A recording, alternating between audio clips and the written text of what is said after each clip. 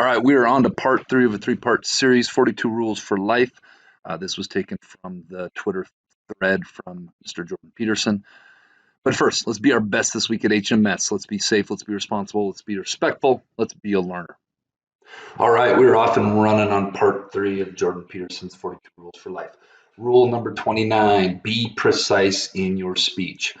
Let's say that you're having a rough patch in your relationship and you don't know why. The issue is unnameable.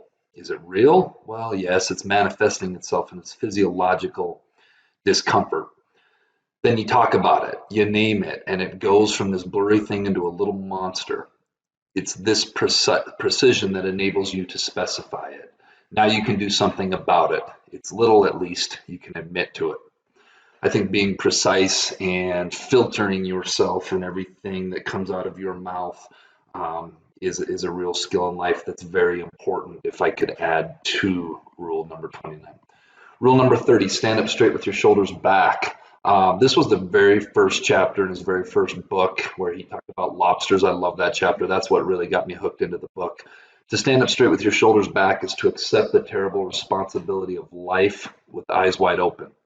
When he talks about terrible responsibility, not necessarily terrible, but it is a responsibility, and it's your responsibility to live your life to the fullest. It means deciding to voluntarily transform the chaos of potential into the realities of habitable order. And we'll talk a little bit more, a couple rules down, about standing up to bullies, but standing up straight with your shoulders back is also how are you representing yourself, and it always comes back to self-respect. Are you representing yourself as someone that other people see as deserving respect? Rule number 31, don't avoid something frightening if it stands in your way, and don't do unnecessarily dangerous things. The gradual exposure to what you're afraid of is curative. Confront the world forthrightly and expose yourself courageously to things you're afraid of. Life will improve. Anything worth anything in life is going to take work, it's going to take effort, and sometimes that can be frightening. Having conversations with people that we're having a difficulty with, that takes conversation. I see a lot of middle school kids that just really avoid a lot of conversations, a lot of human beings in general, because it's frightening. But so many times having those conversations are how we solve problems, especially when it comes to problems with other people. Rule number 32, do not let your children do anything that makes you dislike them. For this one, I think the shoe should be on the other foot. Hopefully all of you have adults in your life that hold you accountable, that have made it very clear that you're not only representing yourself, but you're representing your family and the adults and all of those people that care about you. And that's very much what that chapter talked about. Rule number 33, do not transform your wife into a maid. Wife, husband, relationships are about 50-50. Relationships are about carrying your own weight. If the power differential in any sort of relationship gets skewed much more past 45-55%, your relationship is going to struggle, and your relationship is going to have a hard time existing. And so that rule, it's just one sentence, but that's really what that rule is talking about, is having equity and equalness in your relationships if you want them to be healthy and you want them to survive. Number 34, I remember this chapter well. Do not hide unwanted things in the fog. There will be times in your life when it will take everything you have to face what is in front of you, instead of hiding away from a truth so terrible that the only thing worse is the falsehood you long to replace it with.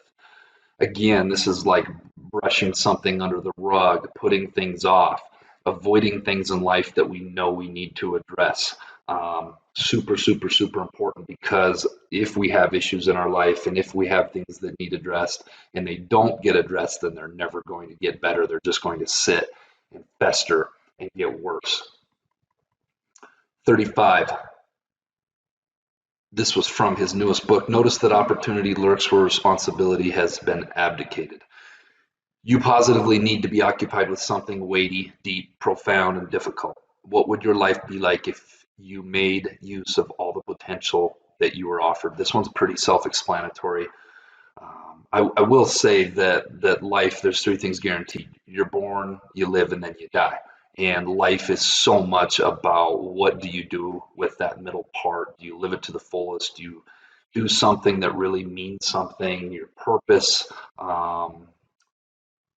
that should be something that we're all trying to get figured out.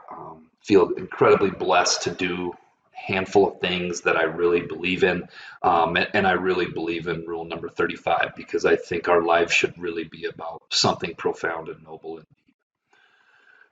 Rule number 36, read something written by someone great. Carl Jung had an idea that part of personality development is to understand your shadow, the parts of you that you don't want to admit to. You can learn about your shadow by reading history. A book isn't paper, it's a portal. One of my goals for this next year, and always one of my goals, is to do more reading. I think knowledge is key for so much in life, and to continually be learning and exploring and thinking about things. Rule number 37, pet a cat when you encounter one on the street. When things are not good and hard, you get these little moments where a little bit of possibility still shines through. I know we all have those moments. You've got to take those moments when you get them. I've noticed that sometimes in life, when my life has gotten hard, or I'm overwhelmed, or I've got a lot of things going on, I stop and I really try to practice gratitude. It's really easy to get caught up and bogged down in everything at any given time that's not going right in your life. And I've noticed that a good remedy for that is to sit and kind of think the opposite and really take a moment and think about all the wonderful things that we all have going on in our life and the wonderful opportunities that we have. Number 38, I love this one. This is so much my childhood and what I really believe your generation needs to get back to. Do not bother children when they're skateboarding. They jump in the air, grab their skateboard, bounce on the rail, and slide for 20 feet. Children are practicing being courageous. They're practicing mastering something in the face of danger. Um, I love play. I love being out. Just got off a big mountain bike ride. Um, I think that being active and facing fear and facing challenges is something that is really needed to really fully develop as a human being. I've been so proud to watch my hurdlers this spring early in the season. So many of them crashed and burned, and they've got right back up. Skin knees, skin hands, skinned arms, and they just get right back at it. I think it's the coolest thing that human beings, especially adolescents and children, should be doing. Number 39, don't let bullies get away with it. I usually use a rule of three. If we interact and you do something that I find disruptive, I'll note it. If you do it again, I think that probably wasn't merely a situation. I'll leave it because that's not enough evidence. If you do it a third time, then I'll say, hey, I just noticed this. Not only did it happen, but it happened there, happened here. So there's something going on, and I'm not going to ignore it. This one is very much like the stand up straight with your shoulders back, standing up for yourself, practicing self-respect, not letting people get things over on you, because I really believe in life that if you don't stand up for yourself, you will continue to get treated poorly. And when you stand up for yourself, you communicate to other people that I have self-worth, I have self-respect, and I know I have it, and I'm going to let you know that I have it. Rule 40, write a letter to the government if you see something that needs fixing and propose a solution. Not going to hit super hard on that one. That one is more adult oriented. But I do think being involved in civics, being involved in your community someday, that's something that I could get way better at outside of being a counselor and a coach and doing some different things. Rule number 41, remember that what you do not yet know is more important than what you already know. It is much better to make friends with what you do not know than with what you do know. And there's an infinite supply of former, but a finite stock of the latter. Especially for everyone your age, there's so much out there in the world to still be learned, so much to be discovered. One of my favorite things is when I'm around people that are older than me, that are more accomplished than me. I love engaging them in conversations and picking their brain, and I will talk for hours and hours and hours. I think it's the most intriguing and just the coolest thing to soak up other people's ideas, thoughts, hear their experiences. I think there's so much we can learn. Last but not least, be grateful in spite of your suffering. This one really goes back to the whole chaos versus being, which was kind of a deep thought of his first book. But what he's really saying is, well, there's some real utility in gratitude, and I just talked about that. Gratitude is the process of consciously and courageously attempting thankfulness in the face of the catastrophe of life.